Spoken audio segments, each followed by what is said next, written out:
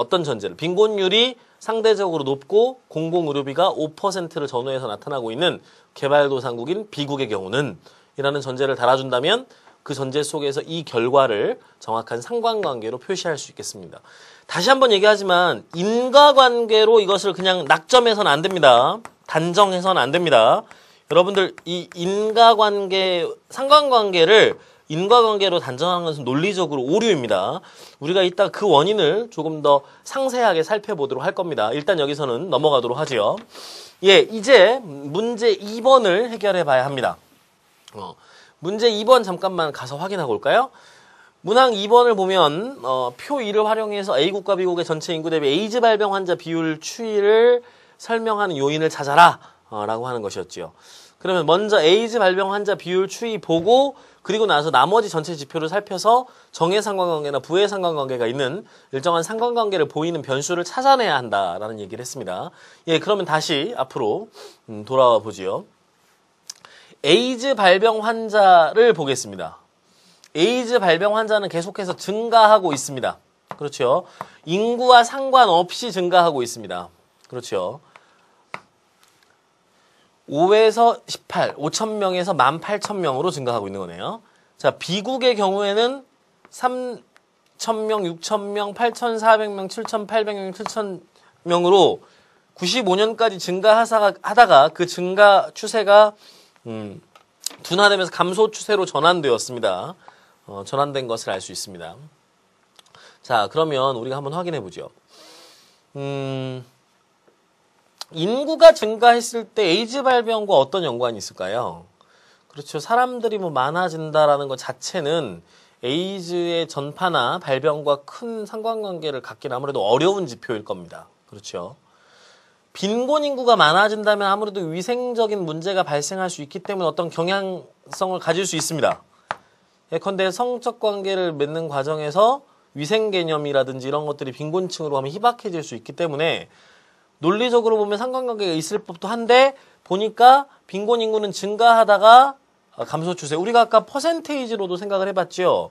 그러면 3, 2, 4, 3, 3%를 가지고 있었습니다. 그렇게 보면 계속해서 증가한 에이즈 발병 환자의 숫자를 설명하기에는 일정한 상관관계가 있다고 보기 어렵죠.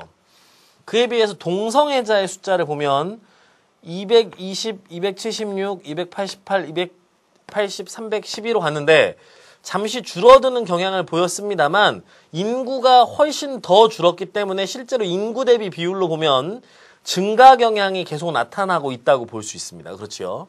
여러분들 계산해 볼 필요가 있습니다. 동성애자의 숫자도 계속 증가했다라는 점 확인할 수 있네요. 자, 그럼 GDP 공공의료비도 역시 계속 증가 추세를 보이고는 에이즈 발병 환자와 일정한 상관관계를 갖는 것으로 보이지는 않습니다. 그러므로 A국의 경우는 동성애자의 숫자가 증가하고 있는 요인과 에이즈 발병 환자의 숫자가 증가하고 있는 것이 동일한 경향성을 보이고 있기 때문에 상관관계가 나타난다. 양의 상관관계죠. 그렇죠. 정의 상관관계입니다. 나타난다라고 볼 수 있습니다. 그렇죠. 자, 비국 보죠.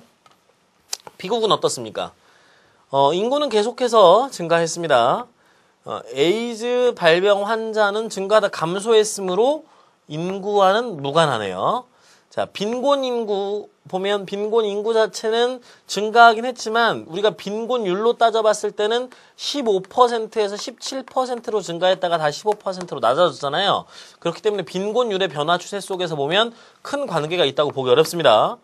동성애자 숫자 보니까 동성애자 숫자 다소 증가했지만 증가할 때 도리어 감소하는 경향을 보이기 때문에 이것도 상관관계가 있다고 보기 어렵네요.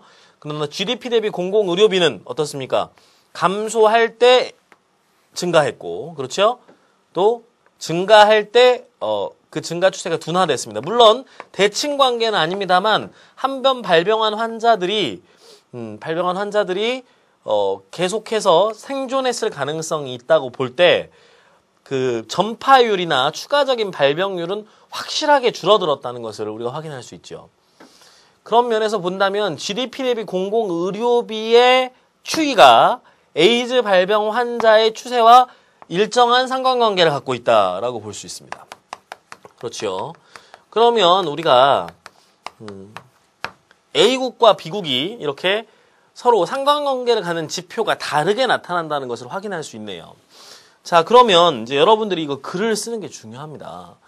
선생님이 이제 그런 얘기 했죠. 상관관계와 인과관계를 어떻게 혼동하면 안 된다. 그래서 상관관계를 인과관계로 단정해서는 안 된다라는 얘기를 계속 했는데요. 분명히 문제에서는 뭐라고 했습니까? 발병 환자 비율 추이를 설명하는 요인을 찾아라. A국과 B국에서 라고 했습니다. 그렇다면 아직 이 상관관계는 원인의 관계, 요인의 관계, 중요한 원인의 관계로 확정할 수 있는가? 즉 에이즈 발병 환자가 동성애자 때문에 발병했다고 확정할 수 있는가라는 겁니다. 여기에는 설명이 필요합니다. 그렇죠? 즉 이 상관관계가 지표상으로 나타나긴 하지만 실제로 에이즈 발병환자가 증가한 이유는 동성애자의 증가만이 아닐 수도 있습니다. 예컨대 한 사회의 성문화가 문란해졌다거나 혹은 젊은이들의 성의식이 개방적으로 변했다거나 이런 과정에서 성적인 그 관계들이 굉장히 자유롭게 이루어지는 사회로 변모해 갔다면 이것은 동성애 못지않은 에이즈의 확산 내지는 전파의 요인이 될 수 있기 때문입니다. 그렇죠. 우리가 여기서 주의해야 될 중요한 포인트가 몇 가지 나오게 됩니다. 일단 여러분들이 이제 글로 옮기는 과정에서 상관관계를 절대 인과관계로 단정해서는 안 될 겁니다. 이제 그런 지점들을 포함해서 우리가 서술을 할 때 어떤 지점들을 유의해서 서술해야 되는가의 팁들을 좀 한번 확인해 보도록 하겠습니다. 일단 첫 번째 팁을 우리가 확인해 보면요. 먼저 자료를 묘사할 때는 구체적인 수치를 반영해야 합니다. 선생님이 조금 전에 쭉 이제 계산을 해서 수치들을 써놨던 것처럼 예컨대 빈곤율이 미국의 경우 15%에서 17%로 95년에 증가했다가 다시 2005년에 15%로 낮아졌다와 같이 구체적인 수치를 가지고 써줘야 그 경향성을 명백하게 확인할 수 있기 때문입니다.